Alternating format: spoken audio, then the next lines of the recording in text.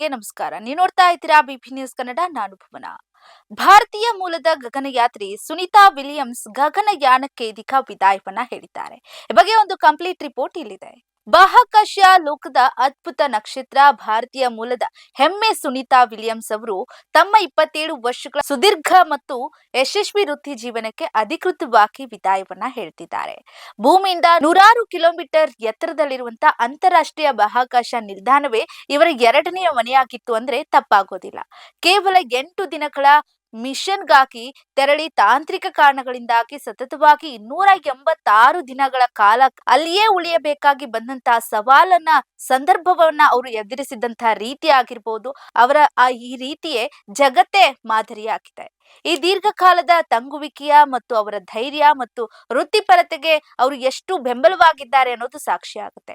ಅಂತಿಮವಾಗಿ ಡಿಸೆಂಬರ್ 27, 2025 ಅವರು ನಾಸಾದಿಂದ ನಿವೃತ್ತಿಯನ್ನ ಹೊಂದಿದ್ದಾರೆ. ಸುನಿತಾ ಅವರ ಸಾಧನೆಯ ಪಯಣವು ಕೇವಲ ವಿಜ್ಞಾನಕ್ಕೆ ಸೀಮಿತವಾಗಿರಲಿಲ್ಲ, ಅದು ಮಾನವ ಛಲದ ಸಂಕೇತವಾಗಿತ್ತು.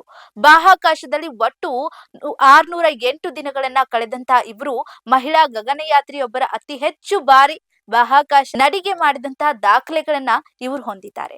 ಇನ್ನು ಬಾಹ್ಯಾಕಾಶದಲ್ಲೇ ಮ್ಯಾರಥಾನ್ ಮಾಡಿ ಓಡಿದಂತಹ ಮಹಿಳೆ ಎಂಬ ಹೆಗ್ಗಳಿಕೆ ಇವರಿಗಿದೆ. ಇನ್ನು ಅವರು ಯಾವಾಗ್ಲೂ ಅವ್ರ ಜೊತೆಗೆ ಭಗವದ್ಗೀತೆಯನ್ನ ಇಟ್ಕೊಂಡು ಓಡಾಡ್ತಾ ಇದ್ರು, ಭಗವದ್ಗೀತೆಯ ಕಂಠಪಾಠವನ್ನ ಮಾಡ್ತಾ ಇದ್ರು. ಜೊತೆಗೆ ಅವರಿಗೆ ಇಷ್ಟವಾದಂತಹ ಸಮೋಸಗಳನ್ನ ಬಾಹ್ಯಾಕಾಶಕ್ಕೆ ಕೊಂಡೊಯ್ಯುವ ಮೂಲಕ ತಮ್ಮ ಭಾರತೀಯ ಮೂಲದ ಬೇರುಗಳನ್ನ ಸದಾ ನೆನಪಿಸಿಕೊಳ್ತಾ ಇದ್ದವರು ಅನ್ನೋದು ಅವರ ಒಂದು ಸಂಕೇತವಾಗಿತ್ತು.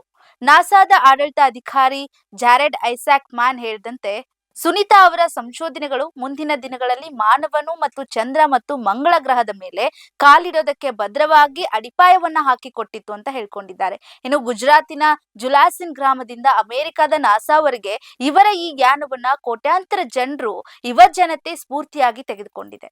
ಇನ್ನು ತಂದೆ ದೀಪಕ್ ಪಾಂಡ್ಯ ಅವರು ಶಿಸ್ತು ಮತ್ತು ವೈದ್ಯಕೀಯ ಹಿನ್ನೆಲೆ, ಸುನಿತಾ ಅವರಿಗೆ ಬಾಲ್ಯದಲ್ಲೇ ವಿಜ್ಞಾನದತ್ತ ಸಾಕಷ್ಟು ಆಸಕ್ತಿಯನ್ನ ಮೂಡಿಸಿದ್ರು. ಹಾಗಾಗಿ ನೌಕಾಪಡೆಯಲ್ಲಿ ಪೈಲಟ್ ಆಗಿ ವೃತ್ತಿ ಆರಂಭಿಸಿದ ನಂತರ ನಾಸಾದ ಯಶಸ್ವಿ ಗಗನಯಾತ್ರಿಯಾಗಿ ಬೆಳೆದಂತಹ ಸುನಿತಾ ವಿಲಿಯಮ್ಸ್ ನಿವೃತ್ತಿಯ ನಂತರವೂ ಕೂಡ ವಿಜ್ಞಾನ ಲೋಕದ ಧ್ರುವತಾರಿಯಾಗಿ ಮಿನುಗ್ತಾ ಇದ್ದಾರೆ. ಅವರ ಈ ಅಸಾಧಾರಣ ಸೇವೆ ಮತ್ತು ಕೆಚ್ಚೆದೆಯ ನಿರ್ಧಾರಗಳು ಇತಿಹಾಸದ ಪುಟಗಳಲ್ಲಿ ಎಂದಿಗೂ ಕೂಡ ಅಚ್ಚಳಿಯದಂತೆ ಉಳಿತಾ ಇದೆ. ಇದಾಗಿತ್ತು ಇವತ್ತಿನ ಸ್ಪೆಷಲ್ ರಿಪೋರ್ಟ್. ಸಮಗ್ರ ಸುದ್ದಿಗಳಿಗಾಗಿ ಸದಾ ಗಮನಿಸಿ ಬಿಪಿ ನ್ಯೂಸ್ ಕನ್ನಡ. ಇದು ಕನ್ನಡಿಗರ ಪ್ರತಿಧ್ವನಿ.